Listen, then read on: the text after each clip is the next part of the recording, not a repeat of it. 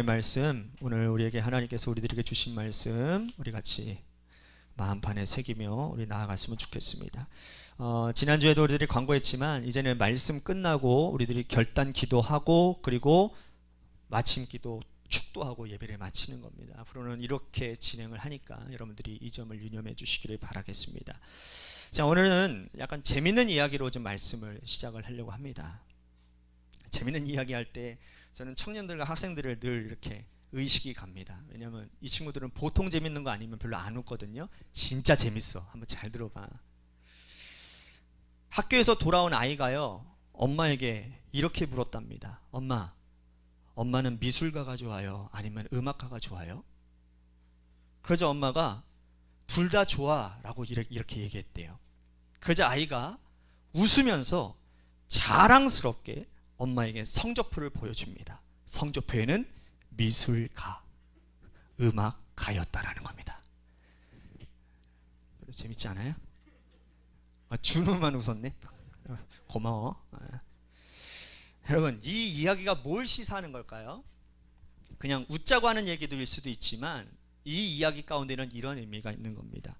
우리가 보고 듣는 게 다가 아니라 무엇을 듣고 어떻게 듣고 무엇을 생각하느냐가 중요하다라는 겁니다. 여러분, 세상에 일어나는 모든 일들 가운데 여러분, 우리가 보아야 되는 것이 무엇이고 또 우리의 인생에 중요한 문제들이 발생했을 때 하나님이 우리들에게 무엇을 말씀하시는가를 우리는 깨달아야 된다라는 거예요. 그런데 우리는 아무 생각 없이 아니면 너무나도 삶의 문제에 파묻히다 보니 그것을 생각하지 못하고 너무나도 중요한 것들을 놓쳐버릴 때가 많이 있다라는 것이죠.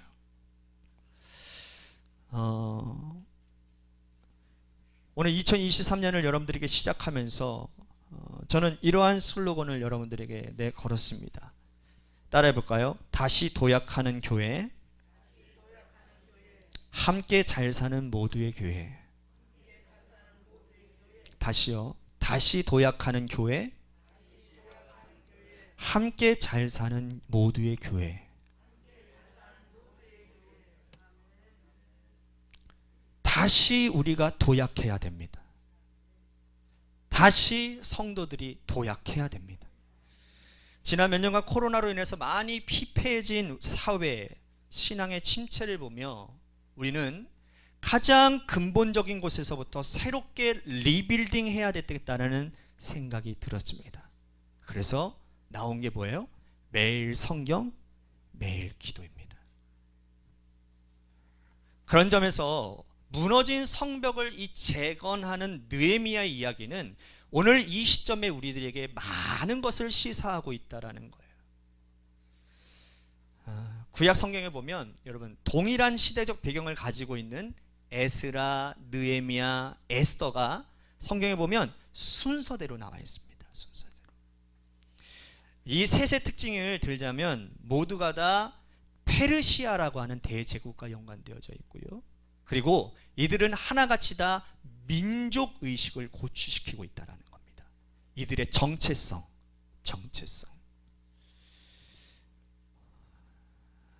그러면서 여러분들이 잘 아는 것처럼 이 에스라라는 이 학자는 포로기를 지나가고 있는 유대인들에게 잊혀진 하나님의 말씀을 다시 일깨워준 사람입니다. 학자예요, 학자. 그리고 동시대의 인물이었던 느헤미야는 이 말씀의 회복으로 끝난 것이 아니라 성전과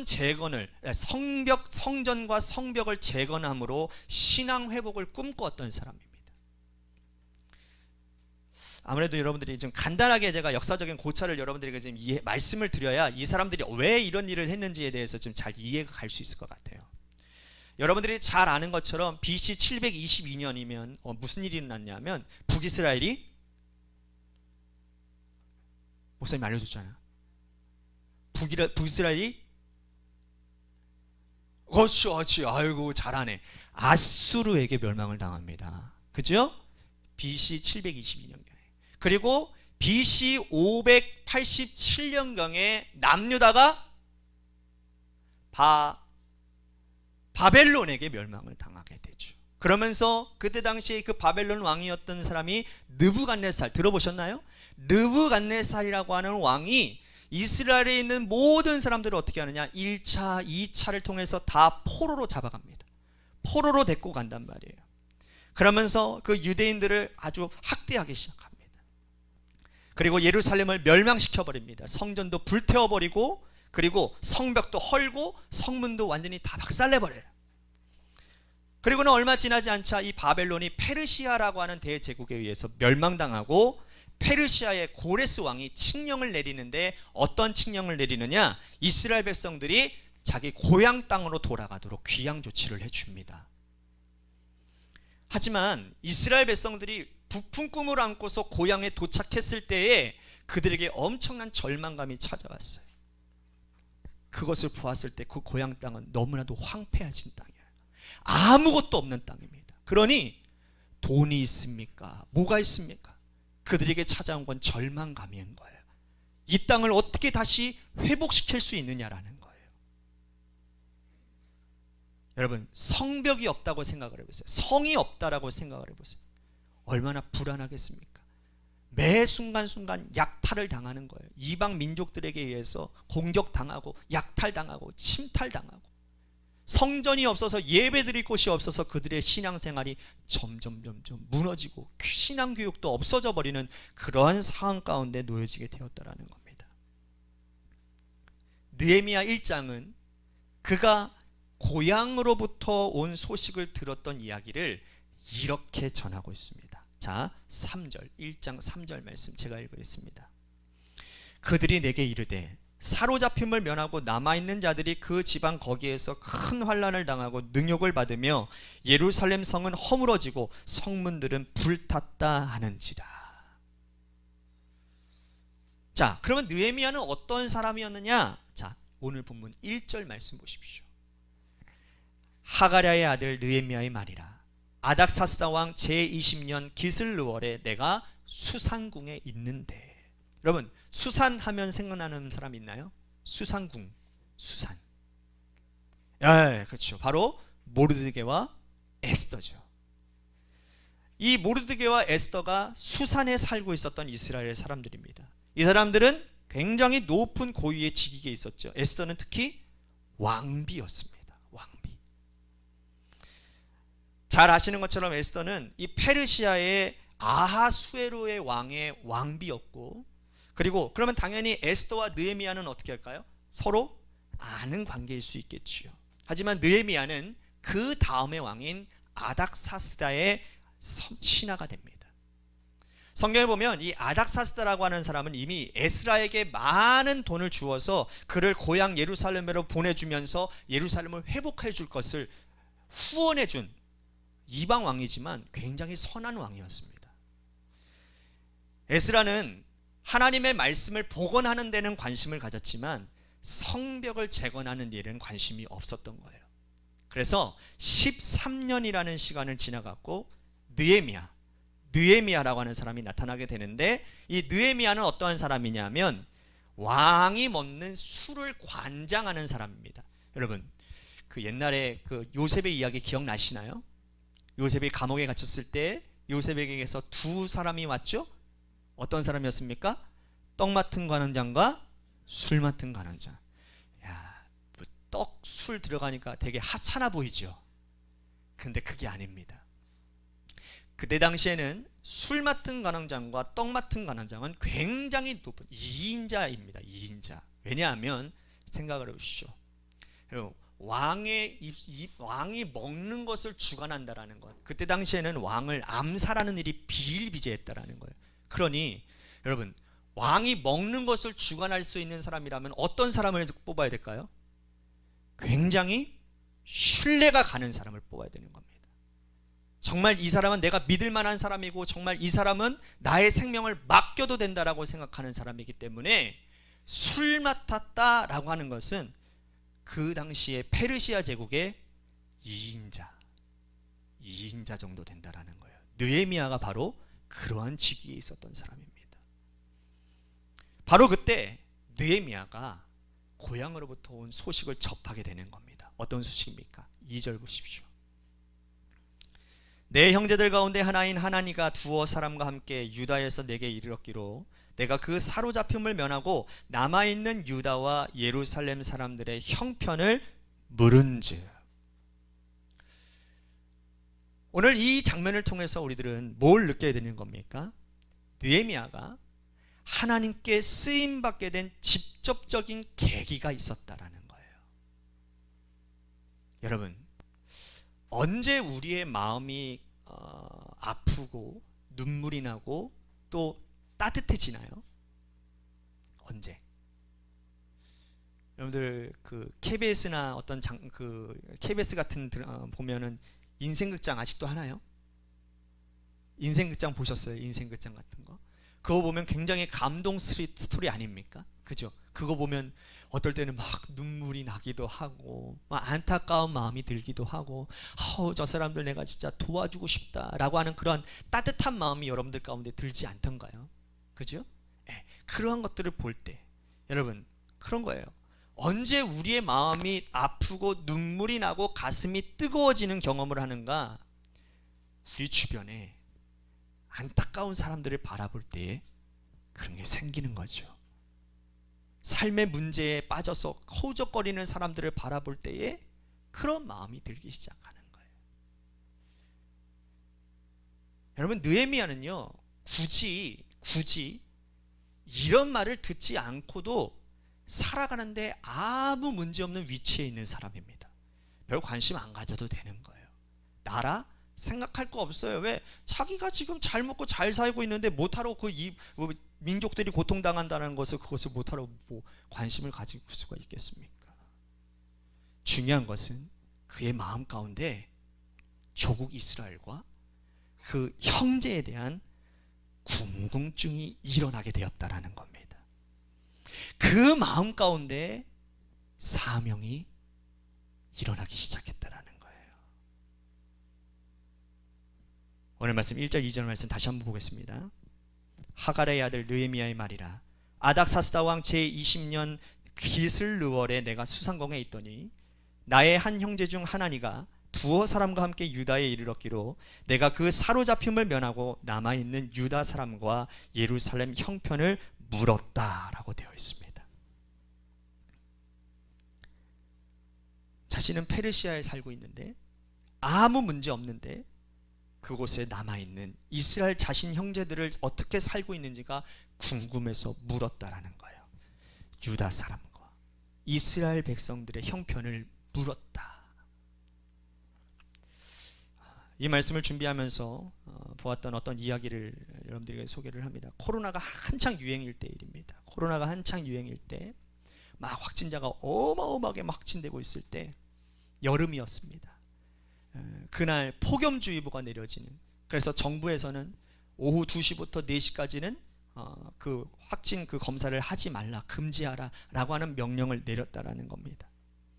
그런데 한 20대 여성의 이야기인데요, 그 뜨겁게 달궈지는 그 도로 가운데서 기다리고 있는 시민들을 그냥 둘 수 없었던 한 20대 여성이 인터뷰하는 내용이었습니다. 그 여성이 이렇게 얘기합니다. 이게 기사로 나가는 건 좋지만 뒷모습을 찍어달라고 하는 거예요. 얼굴을 보여주지 말라라는 겁니다. 그 이유가 무엇이냐?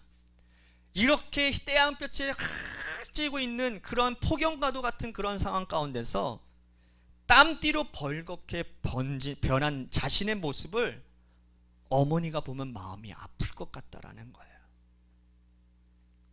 그 더위에 장갑을 벗으면 라텍스와 함께 땀으로 뒤범벅된 그 손의 피부가 같이 벗겨지기도 하는 그러한 상황들이 그들 가운데 있었다라는 것이죠.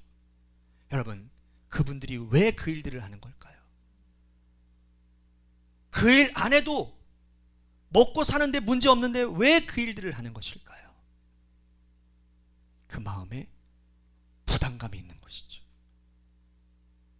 누군가가 해야 될 일을 그분들은 하고 있었다라는 겁니다. 그분들의 그 헌신을 통해서 많은 사람들이 회복을 받는 기회로 삼았다라는 것이죠. 오늘 말씀 가운데 정말 중요한 것은 느헤미야가 자기 고향을 다녀온 형제 하나니에게 자기 고향이 어떠한지 사정을 물었다라는 겁니다. 물었다라는 거예요. 그가 조국을 염려하고 사랑하는 마음이 없었다면 여러분, 그가 이 상황 가운데 이러한 질문을 던졌을까요? 이미 자신은 충분히 걱정 없이 먹고 살 만한 그러한 처지에 있는데 뭐하러 물어보겠습니까? 여러분, 모든 일은요, 질문에서부터 시작됩니다. 질문을 던진다는 건 뭐냐면 관심을 가지고 있다라는 거예요. 자, 느헤미야가 이 말을 듣고 조국 동포들이 지금 고통당하고 있다는 이 소식을 듣고는 무엇을 했다라고 성경에 고백하느냐? 자, 4절 말씀 보십시오. 4절. 내가 이 말을 듣고 앉아서 울고 수일 동안 슬퍼하며 하늘의 하나님 앞에 금식하며 어떻게 했다? 기도했다. 여러분, 분명히 슬픈 소식을 들으면 우리들이 반응은 어떤 겁니까? 슬퍼하는 겁니다. 그렇죠? 슬픈 소식을 들었으니 눈물을 흘리고 슬퍼하는 건 당연한 겁니다. 하지만 이 슬픈 이 문제를 놓고서 하나님 앞에 금식하며 기도하는 일은 누구나 하는 게 아니라는 겁니다. 우리는 감정을 가진 자들이기 때문에 안타까운 상황 가운데 놓여져 있을 때는 우리들이 동정할 수 있습니다. 동정할 수 있다고요. 하지만 그 동정에서 그치는 것이 아니라 그 동정 가운데서 우리를 그 일 가운데 뛰어드는 것은 아무나 하는 게 아니라는 거예요. 여러분, 하나님께서요, 누군가를 쓰실 때에는 하나님이 쓰시는 사람은 어떤 사람인지 아십니까? 아파서 눈물 흘리는 사람이 아니라 그 아파하는 마음을 가지고 하늘을 바라보며 하나님이 주시는 감동과 하나님이 주시는 마음 가운데 나의 몸을 던지는 사람을 하나님은 쓰십니다. 그러한 한 사람 한 사람이 우리 관악교회에 일어나잖아요. 그러면 우리 교회는 다시 도약합니다. 아니, 도약하는 수준이 아니라 부흥케 되어질 줄로 믿습니다. 그런데 놀라운 것은 그 한 사람 한 사람이 일어나고 있어요, 없어요? 할렐루야! 할렐루야! 일어나고 있다니까요.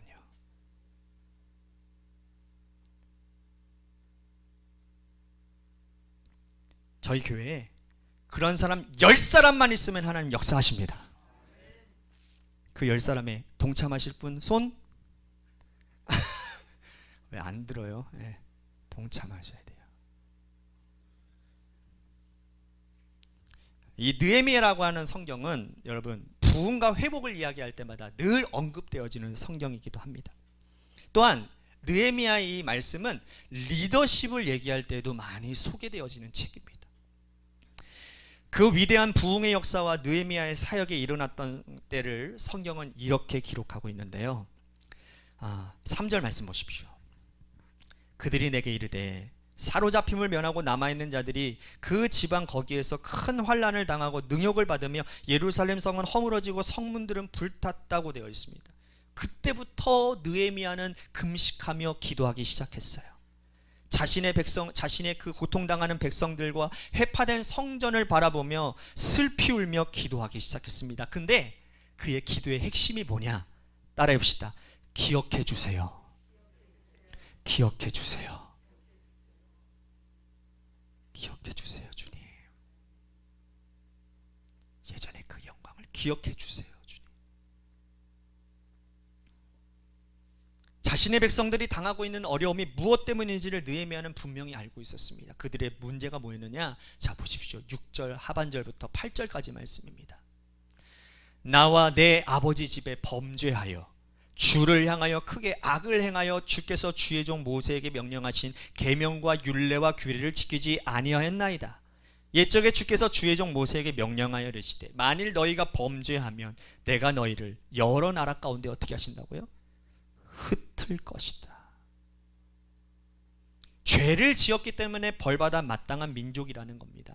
계명과 율례와 규례를 지키지 아니하였기 때문에 그들에게서 하나님의 영광이 떠나갔을 뿐만 아니라 하나님께서 경고하신 대로 예언하신 대로 그들이 열국 가운데 다 흩어지게 되었다라는 겁니다. 그에게 보이는 것은 죄로 인한 환영함, 잡초 같은 민족, 눈물 흘리며 고통당하는 자신의 형제들을 보았습니다. 이거 보았을 때 현실은 어떻습니까?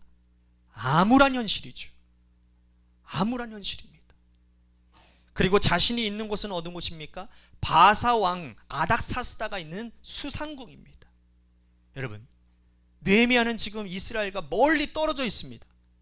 마음은 그들을 국리를 여기고 싶고 그렇지만 거기를 갈 수 없는 상황인 거예요.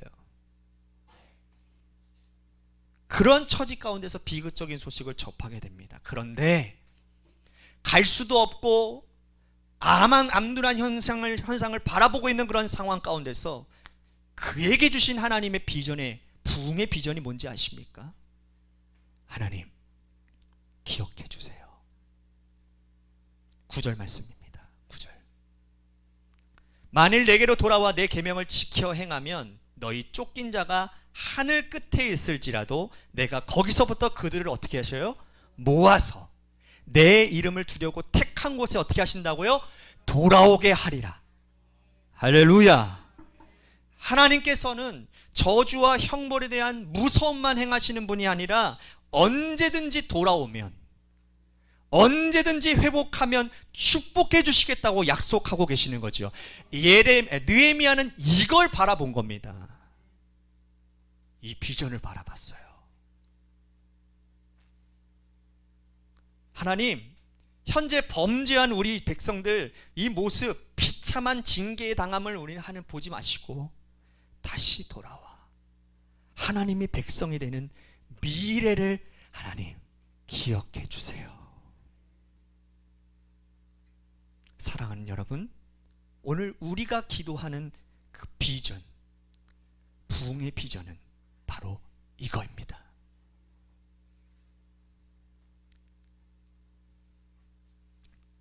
자신과 민족이 하나님께 기억된 바 되는 사람이 되도록 변화하겠습니다. 변화하겠습니다. 그저 감상해서, 그저 결단해서 머무는 것이 아니라 그렇게 변하고 실천하며 순종하겠습니다. 이게 하나님이 주시는 부흥의 비전인 것입니다. 다시 도약할 수 있는 비결이에요.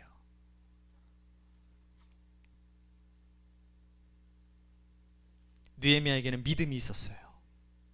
10절 말씀 보십시오. 너무 놀라운 간절한 고백입니다. 우리 같이 한번 읽어볼까요? 시작. 이들은 주께서 일찍이 큰 권능과 강한 손으로 구속하신 주의 종들이요 주의 백성이니이다.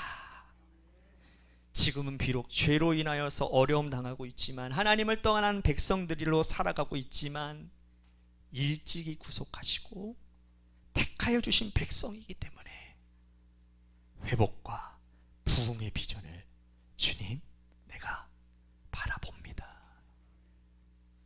사랑하는 성도 여러분, 2023년을 시작하는 여러분들에게 이 비전이 보여질 수 있게 되기를 바라겠습니다. 여러분들의 가정이 처참하게 믿음이 황폐화되어져 있고, 믿음 생활이 황폐화되어져 있고, 여러분들의 상황이 참으로 막 너무나도 땅 아래까지 떨어졌다 할지라도 걱정하지 마십시오. 여러분들이 하나님 앞에 바로 서기만 하면 하나님은 그 한 사람을 통해서 반드시 일어시켜 줄 줄 믿습니다. 네. 그것을 바라보는 게 회복의 시작이에요.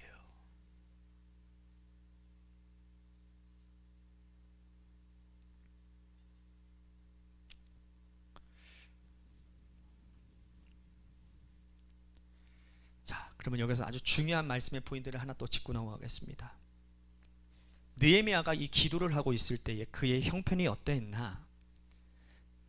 이방 땅에서 민족을 생각하며 부흥을 꿈꾸는 그가 할 수 있는 일이 무엇이 있었겠느냐? 그에게 무슨 힘이 있었겠느냐? 아니면 어떤 부흥을 이룰 수 있었겠느냐? 자, 근데 느헤미야의 고백을 보자라는 거예요. 느헤미야가 민족을 생각하며 슬퍼하며 근심하며 하나님께 기도할 때에 하나님께서 역사를 일으키셨는데, 자 11절 말씀 보십시오. 11절.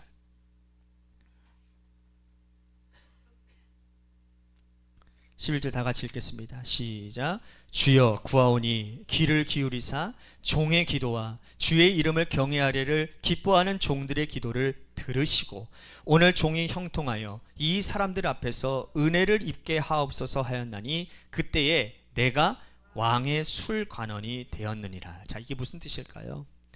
이렇게 기도하고 있을 때에 하나님께서 역사하시기 시작했다라는 겁니다.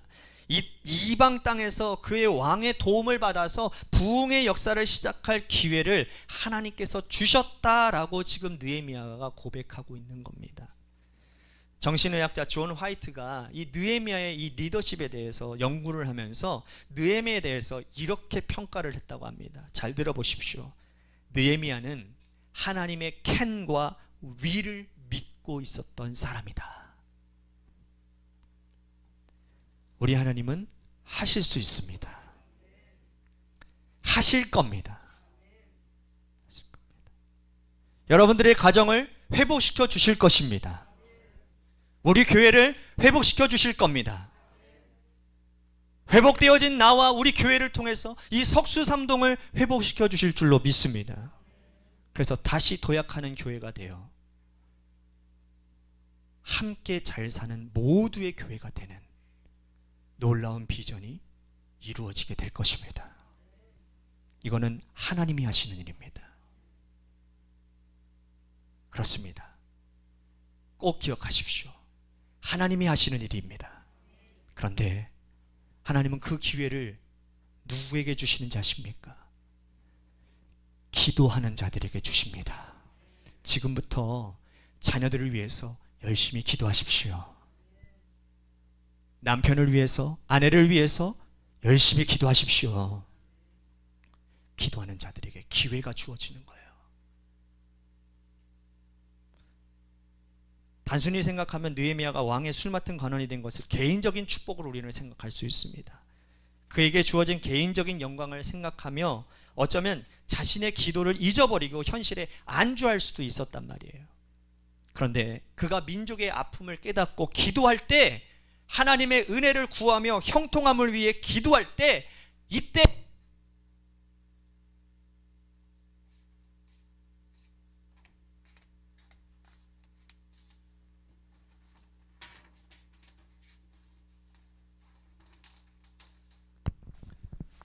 다시요. 그가 민족의 아픔을 깨닫고 기도할 때, 하나님의 은혜를 구하며 형통함을 위해 기도할 때, 그때 여러분 느헤미야가 경험한 게 뭔지 아십니까? 놀라운 거예요.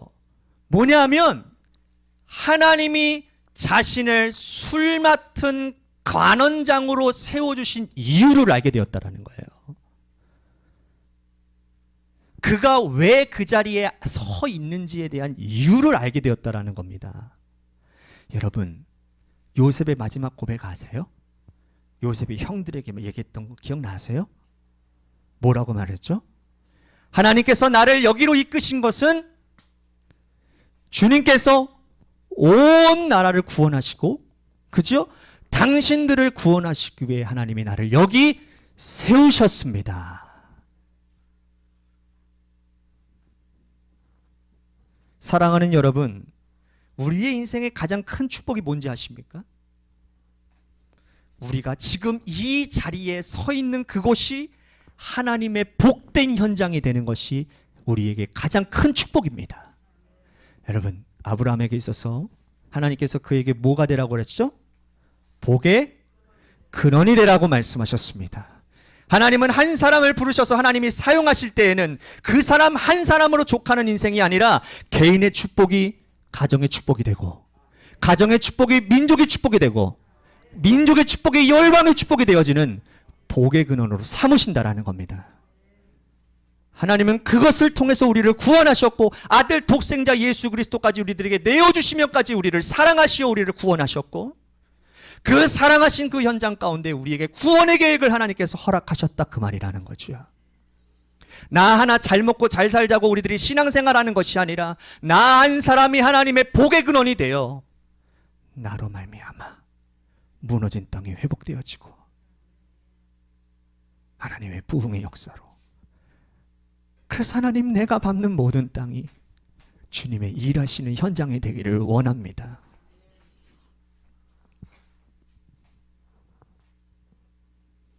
부흥을 꿈꾸며 하나님 앞에 기도하니 지금 자신이 서 있는 그 자리가 복된 자리인 겁니다. 오늘 이 자리에 앉아있는 여러분들, 그 자리 한 자리가 복된 자리임을 믿으시기를 바랍니다. 특히나 우리 자녀들, 어린 자녀들, 정말 복된 자리야. 축복받은 자리야. 너희들 하나님께서 복 내려주실 거야. 학생들, 하나님이 축복해 주실 거야. 너희들이 아멘 해야 돼. 마스크를 써가지고 안 보이지.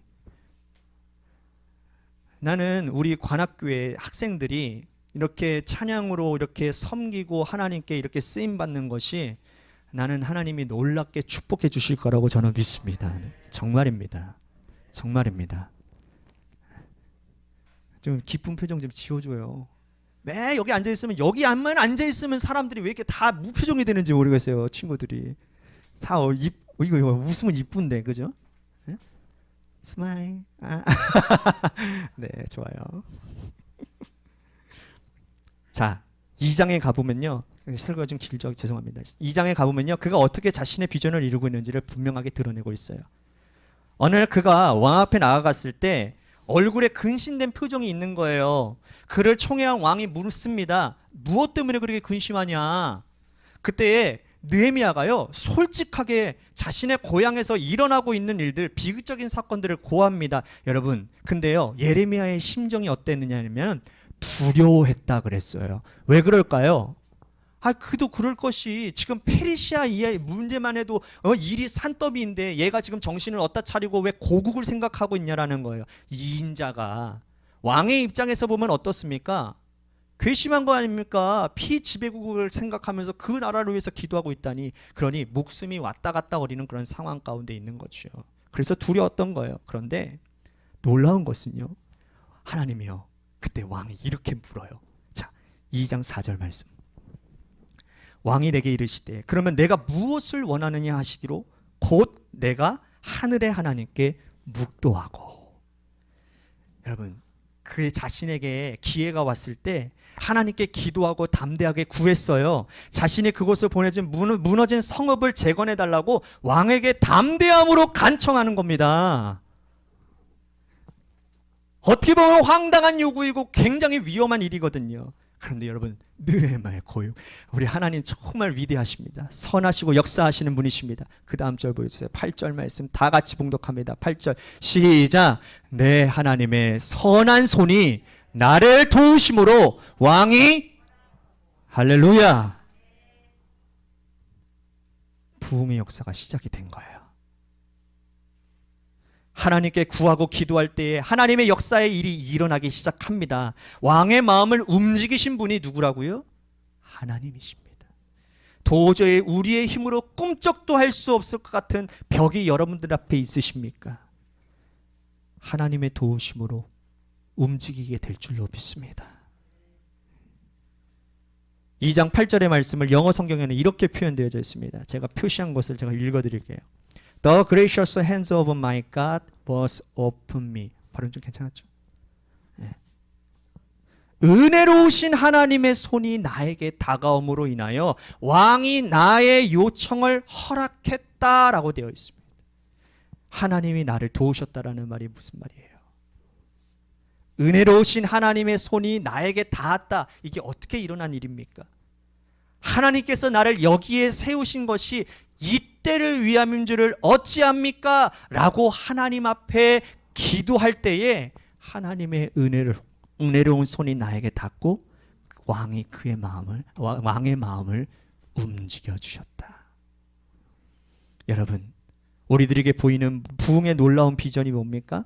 하나님, 저에게 주셨던 뜨거운 마음과 열정으로 하나님 앞에 묵도하며 기도할 때에 하나님, 이 세상을 움직이는 하나님의 손길이 닿게 하여 주옵소서. 이게 느헤미야가 보았던 부흥의 비전이요, 하나님 나를 기억해달라고 하는 사랑하는 성도 여러분, 오늘 우리가 이 예배당을 나가면 이 세상으로 그냥 나가는 게 아니라 하나님 오늘 우리들에게 주신 부흥의 비전, 하나님 나를 기억해 주세요. 그리고 한 주 동안 살아가면서 하나님 내가 살아간 그 삶의 자리 한 자리 한 자리가 하나님의 놀라운 일들을 경험할 수 있는 자리가 되게 해주세요. 나로 인해서 전혀 변화되어질 것 같지 않던 사람도 변화되어지는 일들이 일어나게 하시고, 그래서 그 가슴 뛰게 하는 인생을 우리들이 살아가서 얼마나 벅찬 가슴으로 우리들이 다음 주 예배에 참석하여서 하나님 앞에 찬양하고 영광 돌리는 감사 찬양 올릴 수 있는 그러한 날이 여러분들 가운데 있어야 되지 않겠습니까? 그래서 저에게 떠오른 찬양이 하나 있습니다. 하나님은 너를 만드신 분, 너를 가장 많이 알고 계시며 하나님은 너를 만드신 분, 너를 가장 깊이 이해하신단다. 하나님은 우리와 관계없는 분이 아니라 우리를 이해하시고 우리를 아시는 분, 하나님 나를 기억해 주시옵소서. 우리 부흥의 비전이 말씀 앞에서 시작되어지기를 주님의 이름으로 간절히 축원하며 이 시간 우리 같이 봉헌 드리며 하나님 앞에 찬양하며 나아가도록 하겠습니다.